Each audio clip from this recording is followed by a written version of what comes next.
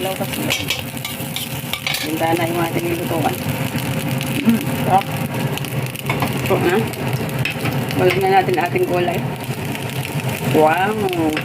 See? Attractive siya. Fresh carrot lang yan guys. Sinalo ko. Fresh corn din.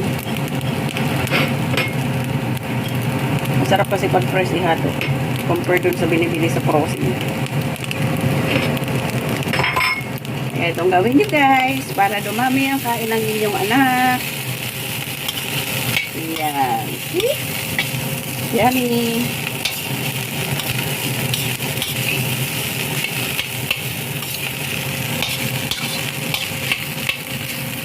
Diba? Sarap ng ating fried rice. Ganahan sa videos na nito.